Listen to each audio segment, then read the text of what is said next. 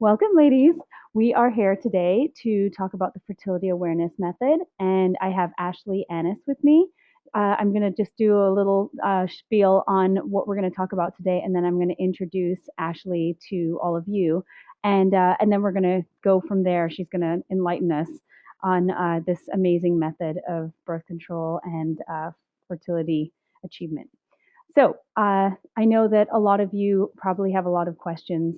I know I did before I was introduced to the concept of fertility awareness. I know again a lot of the time we have all of these issues that come up throughout the month, and we don't really know why they're happening or what they're all about. So for me, there were many times where I noticed spotting at different times in my cycle, and I had no idea what was going on, or cervical fluid. There were times where I thought I had an infection and I didn't know why. Cervical fluid looked different throughout the month. Sometimes I felt a sharp pain in my side, and I was totally freaked out by that. And then there were times where there were breast lumps, and I couldn't figure that one out either. So a lot of these experiences caused me a lot of panic, and I'm sure they've caused a lot of you panic at some point in your lives as well. But they can actually be really normal occurrences if they take place at the appropriate time in your cycle. And so knowing when you're ovulating is not only good, obviously, when you're trying to conceive and have a baby.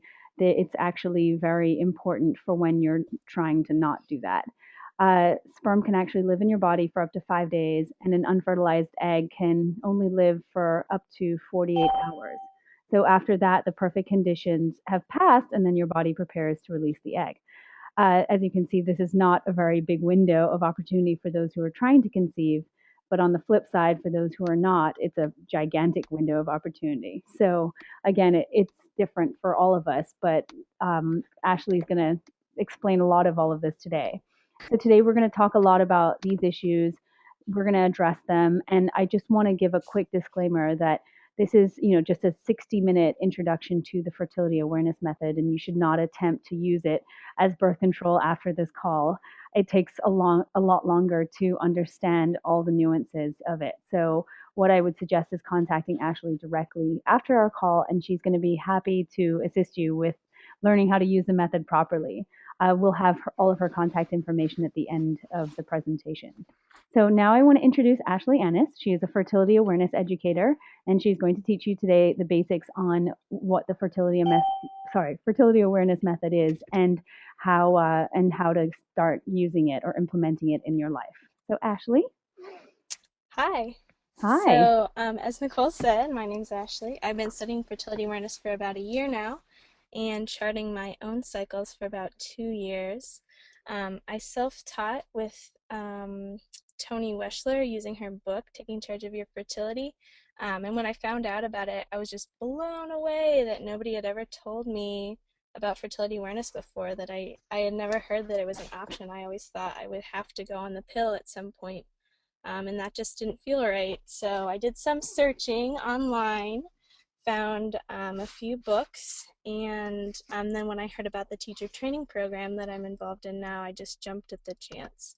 So again, as Nicole said, this is just an intro class. Don't go and try and use this as birth control after today, but definitely contact me if you want more information. So I guess we can get started. Absolutely. Let's do it. I know we don't have a lot of time. I know the ladies on here are ready to It's go. a lot of info for a A little lot of, bit of I time. know it is, definitely. Okay, so the first thing is lots of people ask me this all the time, and I'm sure you get it way more. The Hmm. fertility method, isn't that just another version of the rhythm method? And I Right. know you get that a lot. So maybe you can tell us what it is, what the difference is, and maybe what the fertility awareness method is and how it differs. Sure. So the rhythm method is super outdated, and it was originally conceived for like the Catholic birth control because obviously they don't do other types of birth control. So it was Hmm. based on the assumption that every woman ovulates on day 14 of her cycle. And if you think about that, just intuitively, that seems kind of off anyway. Mm. But that was the assumption. And so like Nicole was saying, you just have a small fertile window, and then the rest of the cycle you're infertile. But if you're not basing your ovulation day on the correct day, then if you have intercourse, you can definitely get pregnant if you ovulated later or earlier. So that's why the rhythm method doesn't work.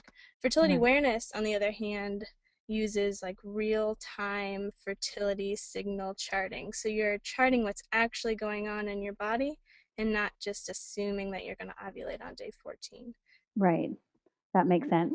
I mean, because Mm-hmm. women, what's the typical window for ovulation for most women?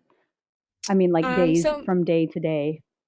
sure, menstruation will last like 5 to 7 days, and then like if it was a normal textbook type of cycle, you'd have like a 4 or 5 day kind of fertile window building up with cervical fluid. Then you'd ovulate around day 14. But if you're traveling, if you're sick, if you're stressed out, your body Hmm. takes into consideration these kinds of things, and it'll push back ovulation because it knows you're not ready to have a child if stuff's going on crazy in your life. So it'll push back ovulation, and then you won't ovulate till later in your cycle. Right. I mean, my understanding for most women is that we ovulate anywhere between days 12 and day 17 of our cycles. Sure, and that's Yeah. still considered normal. Yes, right. That's what I thought. Okay. And so with fertility awareness, maybe you can just say how it differs from the rhythm method in what we're looking for.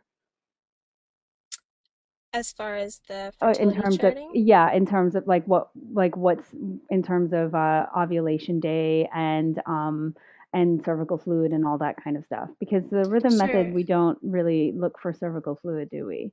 Right, right. With the rhythm method, you're only counting days. That's the only charting that happens. With the fertility awareness method, you're going to be charting your BBT, which Hmm. is your basal body temperature or waking temperature, and then also your cervical fluid patterns, which we can get into a little bit Yeah, later.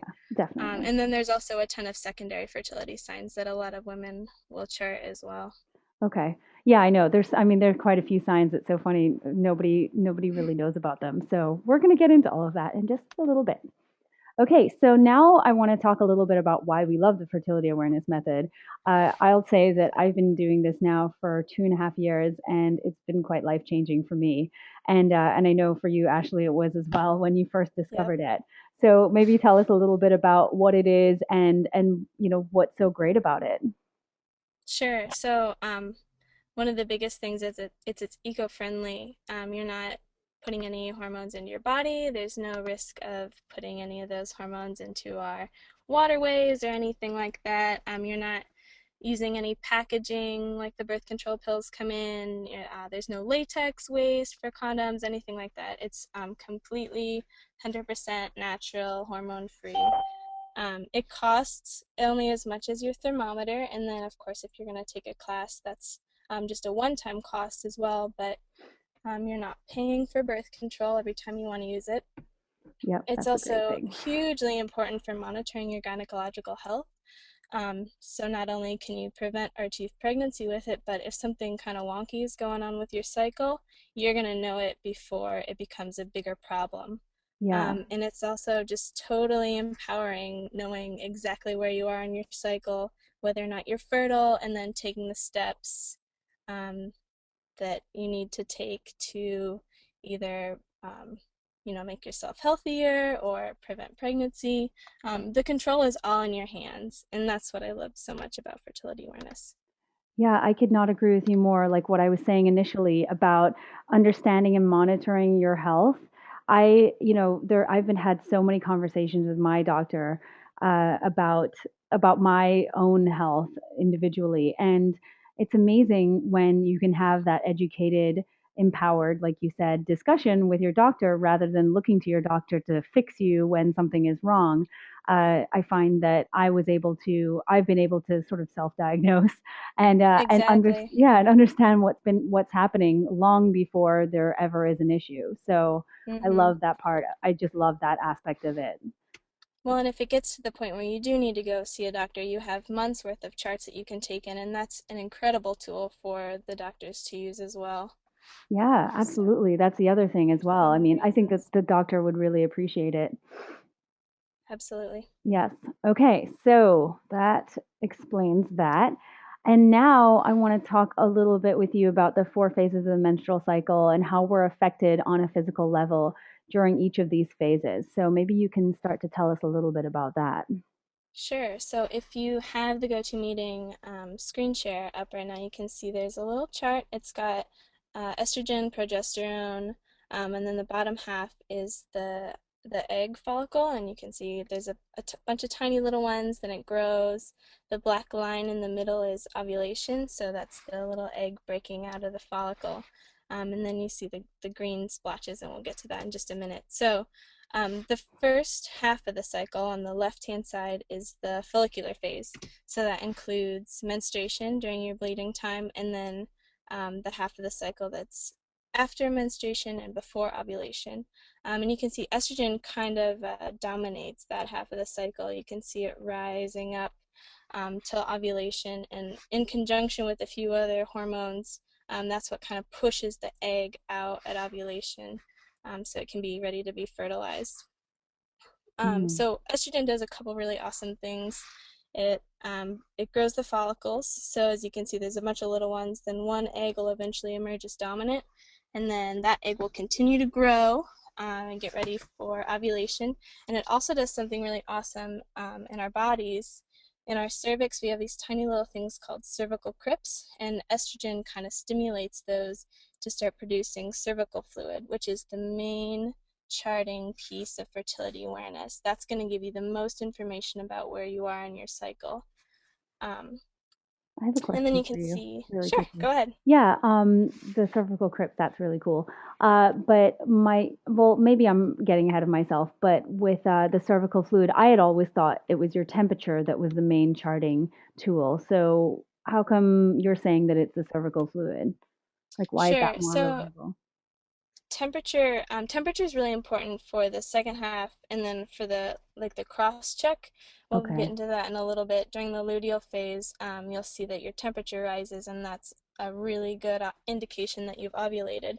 As far as the cervical fluid goes, and why I think it's the most important piece, is because temperature can kind of change depending on a few different variables. If you Mm-hmm. wake up too late, your Yes. temperature will go up.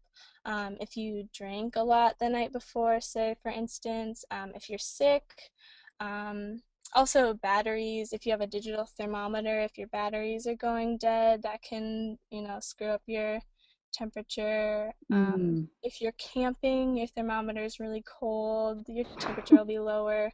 Um, just Oh, there are a lots ton of of things. different things. Okay. Sure. With cervical fluid, though, your body won't like change depending on what time you wake up or where you are or anything like that. It's always going to tell you exactly what is going on. I see. Okay, that makes Yeah. sense. All right, Yeah. carry on. I switched to the next slide so that we could talk more about what's happening. But maybe we want the Sure. image, so we'll just go back to the image. Okay. Yeah, make it easy. Yeah, so estrogen causes the follicles to grow, and then ovulation occurs down at the bottom again. So you have your little pink follicle that the egg was growing in, and then after ovulation occurs, that follicle turns into a completely different little thing called the corpus luteum, which means yellow body, and Mm. it does this really awesome thing where it emits progesterone, which is the red line you see, and that's the dominating hormone for the luteal phase, which is the second half of the cycle. And as we said before, progesterone raises your body temperature, so you'll see that on your chart. And it also prevents the body from ovulating a second egg. So that's another huge piece of why fertility awareness works, is because progesterone won't let you ovulate a second time. So that's why intercourse is safe during the luteal phase. Ah, right. Yeah, our bodies are kind of amazing. They're so It's awesome. unbelievable what they do. There's so many checks and balances. That's what I can't get over. Yep. Yeah, Yeah, they've got all bases covered pretty much. definitely. So that's what you were saying then. So progesterone rises, and that's what causes our temperature to rise, essentially. Hmm. Right. Okay. All right. So that pretty much covers, I guess, what is happening in our bodies on a physical level. By the way, I didn't mention this in the beginning. If anybody has any questions at all, feel free to type them into your chat box. We'll take questions as they come in. I'm monitoring them. So if there are any questions at all, please don't hesitate to ask them. We're open to anything. And we'll take questions towards the end too, if you also want to wait till the end. So that's, yeah. Okay. All right. Let's keep going. So this was my more detailed chart of what's going on, and again, it essentially it represents the same thing. It just had a couple of different aspects to it. It had the uterine cycle. So some people, as you Yeah, can this see one's at the great. It's bottom, got yeah, the it's a good one, menstrual right? I symbol down know. at the bottom. Yeah.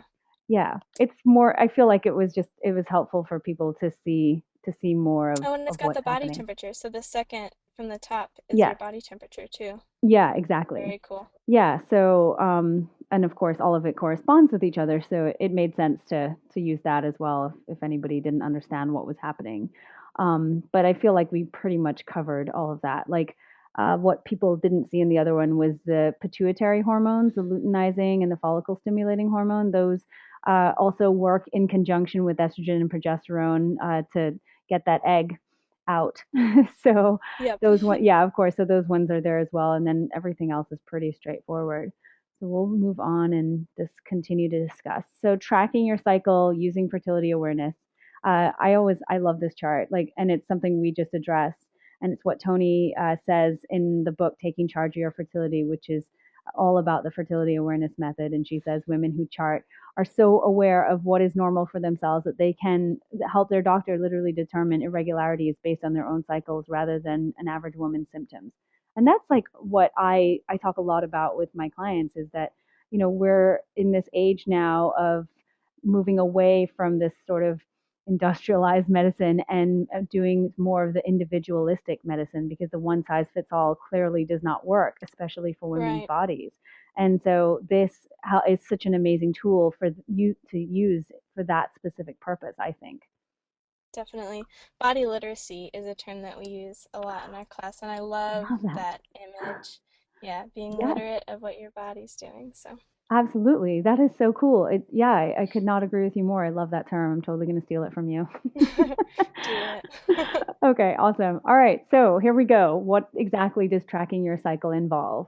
You can elaborate for Sure. us. So here's the two pieces again that we were just talking about a little bit. Charting your cervical fluid. I love this little picture with the lazy undies. I know, it's And cute. taking your basal body temperature each day of your cycle.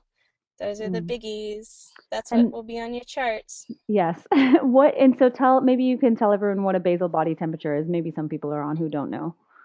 Sure, so it's your waking body temperature. It's the first thing you need to do when you wake up. Don't get up, run to the bathroom, don't open your blinds, don't write down your crazy dreams that you had last night. You take your BBT right away because all of those things are going to raise your body temperature and you want the most accurate reading. Right. Okay.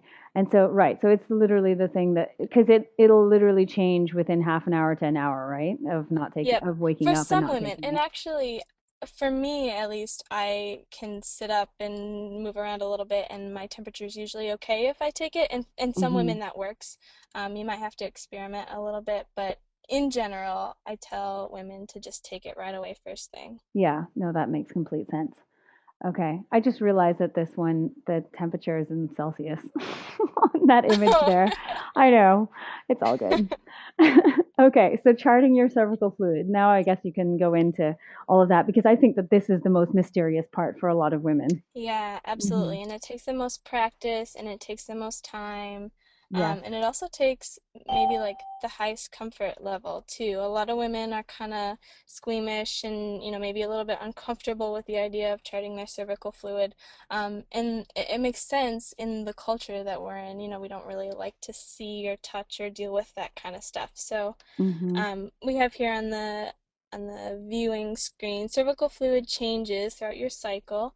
It starts out dry after your period, and then it becomes more wet and creamy as ovulation approaches. It becomes viscous like egg white. After ovulation, it becomes thicker, and then it'll eventually get dry again in preparation for menstruation. So a lot of women will notice a pattern after menstruation that their cervical fluid will start out kind of like sticky, almost like pasty or glue-like. It's like a drier fluid. Mm. And water content is really the big thing that you want to look for when you're charting your cervical fluid. So if you see like kind of a dry, sticky fluid, that's not a super fertile quality fluid. And as we move closer to ovulation, it'll become really wet, slick, stretchy. So for some women, it's like almost water, like Right. it becomes that wet. And so that's when you know you're kind of at the height of your fertility. And Okay. then after ovulation, it'll have like a drying up pattern. And some women will also experience what I chart as a luteal mucus. So your follicular phase is the first half, then your luteal phase is the second half. And like a luteal mucus will be almost kind of like the beginning of the cycle where it's sticky. It's more like a pastier, creamier sort of thing. A lot of times the egg white fertile cervical fluid will be really like clear or streaked almost, and the luteal mucus will be like opaque. You won't be able to see through it. Right. So that, yeah, I was going to say that definitely happens to me. And so I've Mm-hmm. read that there's an estrogen spike, or a little bit of an estrogen spike in the luteal phase, and it's apparently preparing our bodies for pregnancy. And a lot of women notice uh, that estrogen spike because of their cervical fluid. And for me, it seems to happen. Yep. It's sort of like in the middle of my luteal phase. Yep, yeah. Yeah. And some women will experience a mucus or a fluid kind of throughout their luteal phase as well. So it's really about being in touch with your body, knowing what those different types of fluid look like, what they feel like, and then charting it accurately.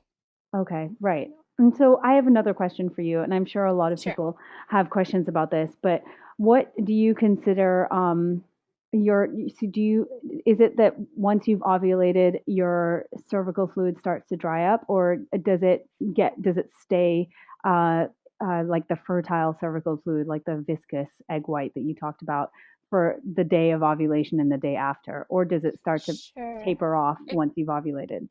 Yeah, and it kind of depends on the woman too. Okay. When you're using fertility awareness as a birth control method, there are a few rules that are in place that kind of account for maybe those days afterward when you might have fertile cervical fluid still. Okay. Some women, they'll see a drying up pattern immediately. Some women, it'll take a day or two. It kind of just depends. Okay. All right, that makes sense. Yeah, because I was Yep, going to say that I find that for me, it seems there's a lot more before ovulation. And then by the yep, time I ovulate, it doesn't seem as um, stretchy and viscousy and all of that. So maybe there's something wrong with me. right. I don't know. You can No, I tell don't think me. so at all. The reason for that is probably because your body's pumping out the cervical fluid before, so that if sperm were in your uterus, it would help it stay alive. And then once ovulation occurs, it's already there. So it's not so much Ah, about like your body's trying to have cervical fluid present at ovulation. It's really before. That's okay. when the sperm needs to be there I for see. pregnancy to occur. Yeah. Okay. All right. Okay. That makes sense. All righty. Yep. And if anyone has any questions, again, just type it into the little chat box and we'll answer them. I know that this might be a lot of information and questions. I know I'm asking a whole lot of questions. That's good. So hopefully we're covering all the bases here. So we'll move on from charting cervical fluid and now you can talk a little bit about how to observe it. Sure. Um, so I tell people anytime your undies are off, check for cervical fluid. So that means anytime you use the restroom before you take a shower, when you're changing your clothes. It's kind of a, funny topic or uncomfortable for some people, but if you just make it a habit, it becomes not as weird anymore. Yeah. Just anytime you're using the bathroom, um, just think, Yeah. what do I feel? And also kind of throughout your day as you're going, you know, doing whatever you're doing, just taking a moment to kind of check in with that area of your body and ask yourself, like, do I feel wet? Does it feel moist? Do I feel dry? And Hmm. that's going to give you a good indication of what's going on down there as well. Okay, yeah, that makes complete sense. It's so funny, like you were saying, body literacy. You really have to become a body detective, and Yeah. yeah, I mean, talk about getting to know your body really well. This is the way to do it. So yes, when it comes to observing cervical fluid. All right, so nobody has any questions still, so we'll just continue to go on to discuss the technique for observing, and if there's anything else that you want to talk about when it comes to cervical fluid. Okay, so I'll just read this little Hmm. text right here. Checking your cervical fluid is going to be a different experience for every woman. Some women will find that internal checks give them the best reading. So an internal check would be, of course, with clean fingers, just using two fingers and doing like a swipe up into the vaginal canal and then bringing those fingers out and taking a look and seeing what you find. And for some people, that's super uncomfortable, but maybe that's the best way that you can check your cervical fluid. So it's Mm. just good to give all these things a chance. Approach this with an open mind and have a sense of humor about it as well. Yeah. And so, I mean, you have to, Yeah, you totally have to. Are you kidding me? Yeah. However, if you're like totally opposed to that, you won't do it. That's okay. Some women feel more comfortable using a piece of toilet paper to gather fluid, and that can provide an accurate check as well.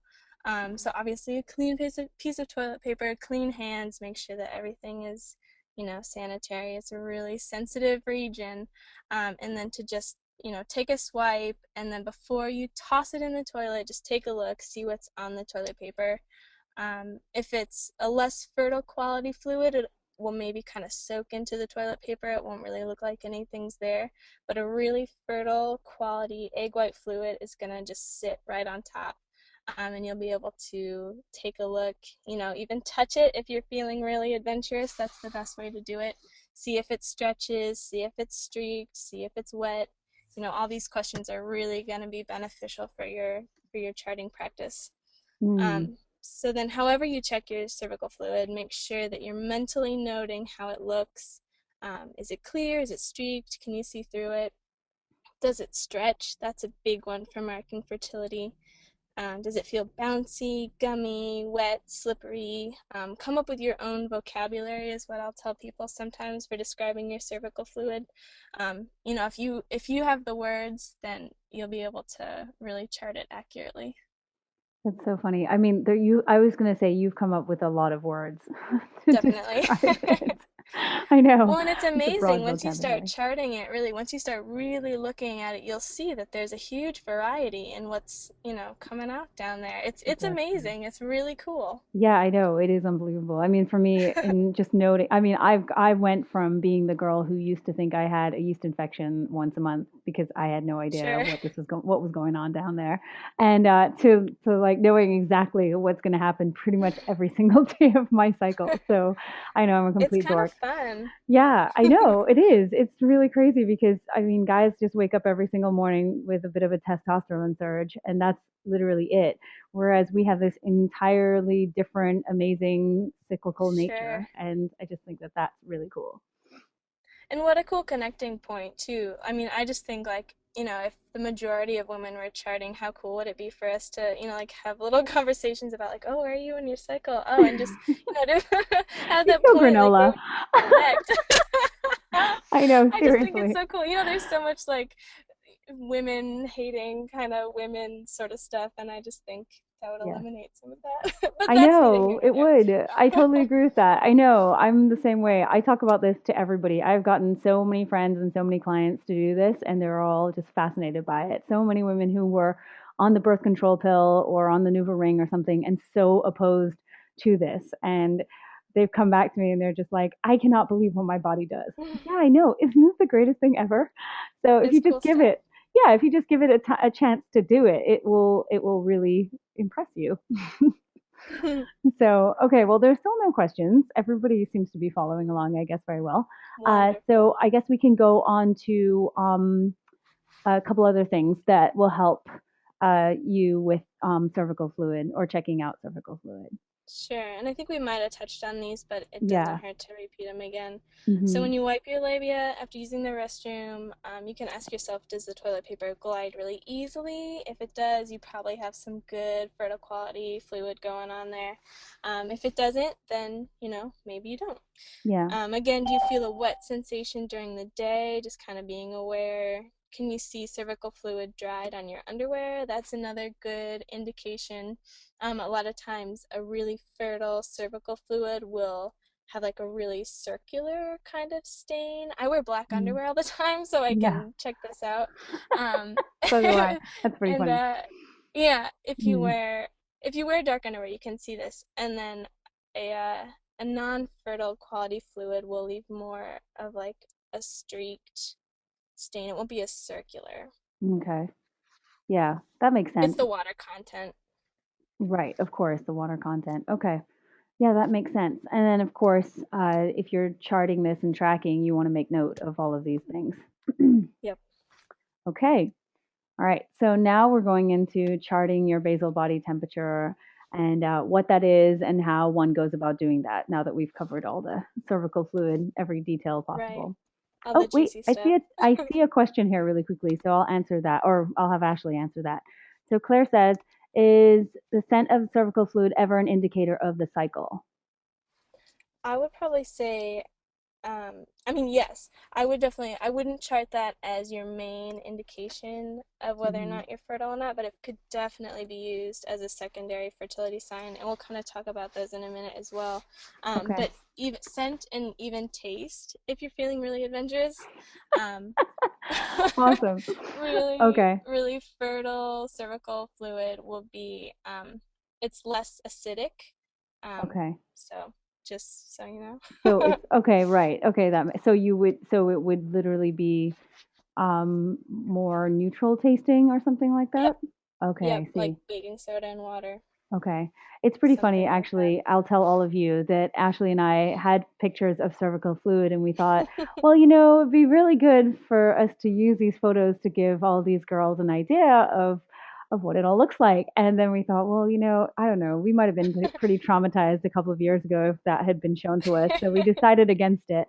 So you'll just have to just go with what we're saying, unfortunately. Maybe However, next if time. you Yeah, once want you the guys are more photos, we seasoned can veterans. Oh, definitely send yeah, them to you. next time. I know, right? We can even send them in the email. So if you want them, Yeah, let us that's know. true. We'll be happy to do that, and you can just type that in the chat box. Okay, so does that answer your question? Oh, somebody said they want the We photos. want the Okay, photos. cool. Great. We'll send them in the follow up email. So I just want to make sure. Does that answer your question about the scent of cervical fluid? If there are any other questions about it, just let us know, and we'll continue to answer them. So in the meantime, we'll start with the charting of your basal body temperature.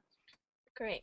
So BBT, basal body temperature, it's going to change during the cycle. It'll start off low, usually somewhere in the low 97 range. Hmm. And a BBT thermometer is going to do your temperature to the 10th degree, so 97.1, 97.2, etc. Right. Yeah, So that's kind of where it'll start off. that was something, sorry, I wanted to say really quickly as well. Like, and we'll talk Sure. about that a little bit more with the temperatures, but that was what confused me at the beginning too. I didn't know what a basal body thermometer was. And so for everyone who doesn't know, it charts, like you said, in tenths of a degree rather than a regular thermometer, which I think is 20ths of a degree. That's Yep. correct, right? Yeah. Okay. Hmm. So it's just more accurate, basically. Right. Yeah. All right, carry Um, on. Sure. So then again, after ovulation, progesterone kicks in, and you'll see a noticeable jump. In Tony Weschler's book and a lot of the other fertility awareness, like Teach Yourself books, it'll give you an exact number. I think it'll say like 3/10 of a degree. Hmm. But I usually just say a noticeable jump Yeah. because if it's 3/10 of a degree or higher, you're gonna notice it. If your temperature jumps up sometime in your follicular phase and your cervical fluid isn't really lining up with it, or it kind of, it goes back down the next day, that probably wasn't an indicator of ovulation. So, Okay. again, with the fertility awareness method, with birth control, there's a few rules that you would use. You would see the jump, you would count a number of days, and then you would consider yourself safe for the rest of the cycle. Okay. So temperatures will stay high after ovulation for the remainder of the cycle, which is generally 12 to 15 days. If your temperature stays high for much longer than that, you're probably pregnant. Ooh. Or the very rare luteal cyst. You could get a cyst on your corpus luteum and then it keeps it alive longer, but Oh.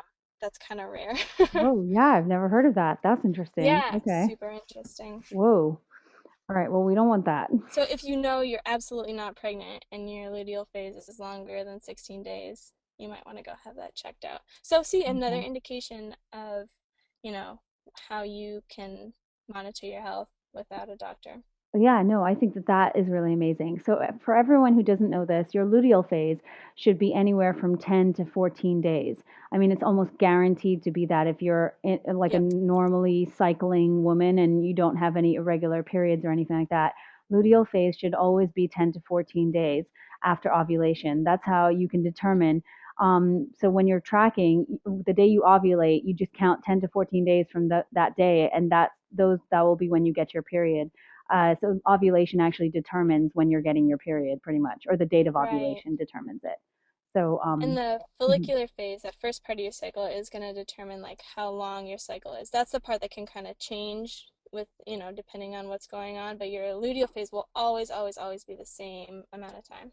Right, yeah, That 10 exactly. or that yeah, that 10 to 14 days. Right. Okay. So that's what I think is cool too, is that you can know you're pregnant long before your doctor knows you're pregnant. Definitely. Yeah. And a lot of women who chart will have a better idea of their due date than Yes. what the doctor gives as well, Yeah, that's which is another helpful thing. for like induction reasons and all sorts of crazy stuff. That's a thing. Like that's what I wanted to ask you as well. Like, and I mentioned it to you, written at in the front of the fertility awareness book. That she talked about this couple who had this problem with the due date of their baby, and so doctors seem to calculate it quite differently to what it should be. Is that the case?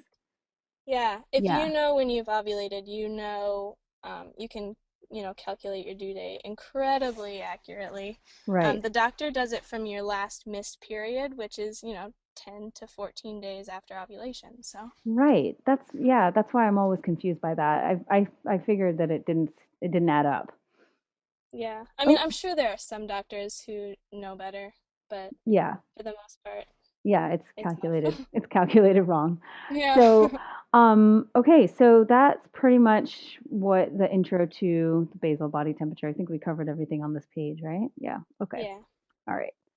All right. So, tracking your cycle again, how to take your basal body temperature. Right. So, here's a couple pictures of a basal body thermometer. You can see Hmm. there's a bunch of little lines, so that's your tenth of a degree. Again, take your temperature the same time every day if you can. If you get up later on the weekends or, you sleep in a day, just make note of it on your chart so you know if your temperature looks a little bit higher, you know the reason why. And it's good to take your BBT after at least 3 consecutive hours of sleep as well, because if you wake up, fall back asleep for 2 hours, and then you take your BBT, it could be off a little bit as well. And obviously, it's not possible to do this perfectly all the time, so that's why it's good to make lots of really clear notes on your charts. Okay. Yeah, that makes sense. And I was going to say too that maybe you can talk a little bit about the types of thermometers because, like I was saying to you, I use a digital one, and I really do question the accuracy of it. So I'm now thinking I might go and get one of these that you pictured here in the grass. Sure. So So, pretty. yeah, I have a glass one. I'm a really big fan of it. I used a digital one for a while, and the beeping was nice because I would always fall back asleep after I started taking my temperature, and then the beeping of it woke me back up, which was good. But with the glass one, you don't have to deal with batteries dying. You don't have to. I mean, that's the big thing, I guess, is just the batteries. Because if your Right. batteries are dying, then your temperature is going to be off. Um, Also, I just feel like the glass one's a teeny tiny bit more eco-friendly, Yeah. Oh, what? Because personally. we're not throwing away batteries. You're so green. Look at you. Right, we're not Yeah. throwing away batteries, and also like I don't know, I feel like they're more easily breakable because they're plastic, and so we're not throwing away old thermometers or anything either. With the glass one, you do have to shake it down, which I also think is kind of fun, but you want to do it before you go to bed at night because if you get up, shake down your thermometer, then your temperature is gonna shoot right up. So Okay. that's the one thing. Um, you also want to make sure you don't break it while you're shaking it, which I've also done. Well, like But how does it do you find that it takes longer to use the glass thermometer than a digital one? it does actually, yeah. The digital Hmm. one will take maybe like 30, 40 seconds. The glass one you have to leave in your mouth for 5 minutes. Oh, Um, girl. but it's really Everybody on nice the to phone kind of is like, like, "No way, I don't have 5 minutes in the morning to do this." heck no. But I just set my alarm and then, put the thermometer in, and then that's 5 minutes to just kind of lay there and gather your thoughts and Mm, gather you know, yourself, get ready for the day. I don't know. It's a good yeah. little practice. Yes. No, I completely agree. I think that those 5 minutes would be amazing for most of us to just like Mm-hmm. ground and center ourselves rather than Yeah, be totally. flying out of bed once the beeping Right. stopped. So that, yeah, it Exactly. would be really nice. Okay, so that's basically the difference. So like you were saying with the digital, then essentially the main difference is that the battery dying could read it inaccurately. Yep. The Okay. battery dying and shaking it down before you go to sleep. And okay, right. Yeah, I've already dropped one and it doesn't beep Yeah, anymore. So yeah. it's really messy. But anyways, okay. So and then I had one other question about this too. If anybody has any questions about it, just let us know. Um, it was that my temperatures during my period tend to be like it's interesting. It drops uh, down to like 97 point something. So when the day I get my period, so I know I'm going to get it. But Mm-hmm. then it sort of rises back up during my period and then drops back down again to the 97 in the 97s. Yeah, and So, mine actually does that as well. That's a really common thing to have happen. A lot of times there'll be okay. like a little bit of leftover progesterone from the previous cycle, so Right. that'll keep your temperatures a little bit higher, while you're bleeding, and then it'll drop back down. Okay. All right. That makes sense. Yeah, Yep, I was wondering about that. And then, yeah, of course, and then they're low and then they go up. So that was one other question too, actually, I just thought about. So when some women ovulate, the progesterone obviously kicks in and raises our temperature, but does it happen the day after ovulation for everybody, or can it take longer sometimes? How does that work usually? sure, and that kind of depends on the woman as well. And that's why the fertility awareness method has a few different checks and balances to Mm. know when you're completely safe. For some women, and progesterone deficiency is actually kind of like a really big thing that's going on as well. So for Oh, some yes. women, it'll even take like 2 or 3 days for the progesterone to really kick in. Um, and you'll see these things on your charts. And there's a lot of like really awesome natural things you can do to work on your luteal phase and your progesterone as well. And so fertility Sure. awareness is awesome for that. Yes, I completely agree with that. I know estrogen dominance, progesterone, or low progesterone as well. Both of Yeah. those or combined are definitely a huge Yeah, problem. I They guess used to be, estrogen dominance is the really big one. It'll kind of yeah. override your progesterone. Oh, for sure. And I mean, like, you could even have relatively regular or decent levels of estrogen and then have low progesterone, or you could just have high estrogen and regular progesterone. But either way, it definitely has a pretty big physiological effect in our bodies. So, actually, if any of you are interested, I'm doing a free teleclass on that next week. So, we could talk, well, we'll be talking a lot about Do estrogen it. dominance. So, anyway, you'll find out all about that later. All right, moving along. Okay, let's see. So secondary signs, which I think we've been talking about a little bit here, but maybe you can go Right. into some of those. Sure. These are like maybe one of my favorite parts of the fertility awareness method. Just like starting to chart these things and kind of be in touch with your body, Hmm. being aware of what's going on. It's super exciting. So the big one that a lot of people will chart is your cervix. If you're comfortable doing a cervix check, Oh boy. um, yeah, that's a big one. But it's usually firm and it remains lower and closed throughout most of your cycle. But as estrogen increases, starts those follicles to grow, gets the cervical fluid going, it causes the cervix to become really soft. It opens up. That's like a characteristic fertile quality cervix. So Mm, you can kind of line that up with the rest of your cycle. If you're feeling a really soft, open cervix, you know that ovulation is approaching. okay. I mean, Um, can you describe how does one go about doing that? I've never actually done this. I've okay, never, yeah, I've never been able to work up the nerve. So maybe you yeah, can and actually, describe it a little I bit. don't really do it like regularly in my charting, but it's really interesting and I should do it more. But just make sure your hands are clean, your fingernails are clean, of course, and then squat and go ahead and stick your finger up there and you can feel it. You can feel your cervix. It's not too far up in the vaginal canal. Okay. And this is also a good practice for women to do um, because of like cysts. You can also feel any cervical cysts that might be there. There's a really like a lot of women will have Nabathian cysts, which are totally fine. There's nothing wrong with you if you have a Nabathian cyst. But if you feel a cyst and it's still there a couple months down the road, then maybe you should go get it checked out. So again, another way that you can you know, figure something out that could be bad before it gets really bad. Well, where would it be? Where would the cervical cyst be if you did have one? On the cervix. Like on the like in the It area that would you're just be feeling? like on the top. Yep. Okay. Um, yeah, I think I know. I feel like we should have had a diagram, but it's so hard. It's hard to picture it. So, Yeah. yeah, because for me, like, I feel like I've done all of this where I'm squatting and putting fingers in there and all that, and Hmm. I don't think I've ever felt my cervix. Never been able to find it. Well, if you Felt like it's do, too far up there or so like something. if if you guys are familiar with like doing a Kegel, if you like pushing that Mm-hmm. area down, that'll help kind of push the cervix down a little bit as well. Yes, right. I would Okay, maybe try yeah, that. of course. Okay, I'm gonna have to get on that. Yep. Somebody just made a It's comment really here. interesting. Oh, yeah, no, oh, I'm sure it is.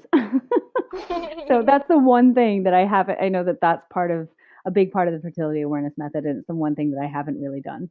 So, but somebody did just say here, when you palpate the cervix, it feels like you're touching the tip of your nose. And it's funny Yeah. because that's exactly how I describe it to women in my program as well. It's like, oh yeah, it usually is sort of firm like the tip of your nose and then becomes Yep. soft. And so, okay, well, okay, I guess you can keep going. What are the Sure. other signs? So there are a few other secondary fertility signs. These aren't, like you wouldn't count on these necessarily for, tracking your ovulation, but they're just fun things to kind of note. So around ovulation, some women will also notice tender breasts, a pain in one side.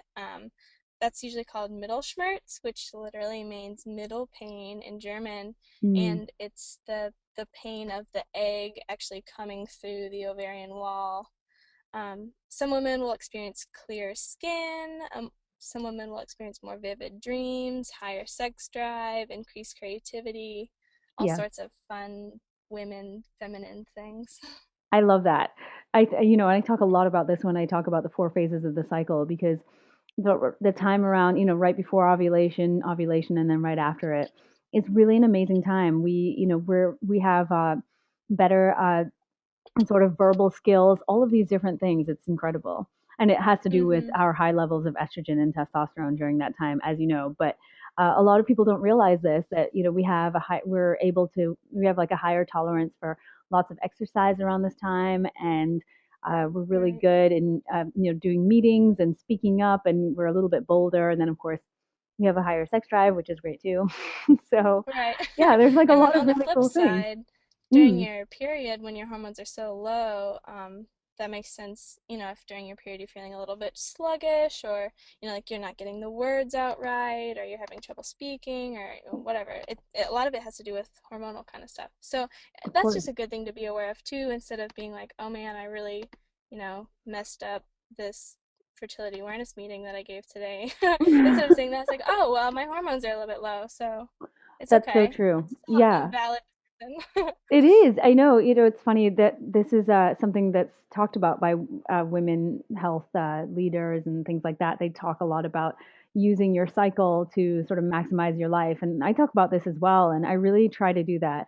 I'm not doing it right now because I'm about to get my period, so hopefully I sound okay. But for the most part, scheduling your life around the more active phases of your cycle is a really great way to sort of maximize your time, your life, all these things. Because Absolutely. yeah, and then sort of winding down towards your period, that last half of your luteal phase.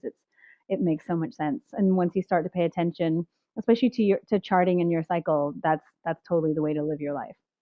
Right. Yeah. And you'll start to find like little patterns throughout your cycle as well. Like for me, I know on day 20, 21, 22, usually around there, I need to be by myself. If I'm hanging out with my husband or friends or parents or anything, it's like, oh my God, I can't stand you guys right now. And I know it's just because like for whatever reason, hormonally something weird is going on, and I just have to like kind of retreat and have some time to myself and read and journal. Uh-huh. And so instead of like having giant fights at that time of my period, which used to happen, now I just know like this is what I need to do, and then my life goes on a little bit more smoothly. So So yeah, really it's so some true. lovely It's so thing. true. Oh man. Okay, if anybody has any questions, please feel free to ask. So now I wanted to just ask you a little bit about your book recommendations and all of these again, by the way, ladies, this will all be sent to you as well, the links to these three books and all the rest of the things we've talked about. Right. So these are my three favorites. Well, actually, that's not true. They're all my favorites, but these are three good ones. Garden of Fertility by Katie Singer. She teaches you how to chart. She also has a lot of really good like nutritional kinds of pieces and environmental things. She talks a little bit about lunaception, which is like using lighting with your period. It's kind of hippy dippy, but also very cool. I think Taking it's charge really of your cool. fertility. Yeah, Mm. it's cool. Yes. The Toni Weschler book. She's kind of like the goddess of charting your fertility. As far as I'm concerned, she just came out with Hmm. her 10th anniversary edition of the book, which is awesome. Is it And then updated? Is it revised? yes, it's revised, and she's also working on like another revision right now. Oh, So awesome. she's just like constantly cranking out good stuff. So Oh. definitely check out her. And then Her Blood is Gold by Laura Owen was one of my favorite books that I read in my class. She talks a lot about making your menstrual cycle kind of like a ritual, Hmm. really like seeing the specialness and the like how it's sacred and beautiful and wonderful and really empowering. So I would definitely recommend that if you're interested in, looking at your cycle in a different way. Yeah, absolutely. I think that there's so many of us who view it as a curse. And so if we Yeah. could just sort of shift that perspective a little bit, then it would change a lot of things. I know Laura Owen's other book. Gosh, what's it called again? uh, darn, I can't remember. I read it a long time ago. It was written a really long time ago, and it's such a good book. It's all about, again, I think it's very much interrelated to this one, Her Blood is Gold, and it's all about the tradition and history and the idea of syncing up to the moon cycle and all of that kind of stuff. Mm-hmm. So. Again, if any of you are interested in these books, they really are amazing reads, and they will help you tremendously in this journey of tracking and charting your cycle. So now I wanted to tell you all a little bit about Ashley's special offer. She has a fertility awareness for birth control um, series, and she's going to be starting it on April 25th. So I'll let her tell you a little bit more about that. Sure. So this would be the full class. If you take this, I would definitely say you'd be ready for charting and using the fertility awareness method for birth control. It would be a three-class series, plus one private chart review a few months later. So after you've charted a little bit, we would go over your charts and talk about any questions that you might have. We're going to cover female anatomy, male anatomy, hormones of the menstrual cycle. We'll go more in depth with that. How to chart your BBT, cervical fluid, and then the big one would be the rules for preventing pregnancy. Mm, So it'll be a small class size. It'll be over Google Hangouts, which is really fun. There'll be yeah. a private instruction session. I'll have tons of handouts and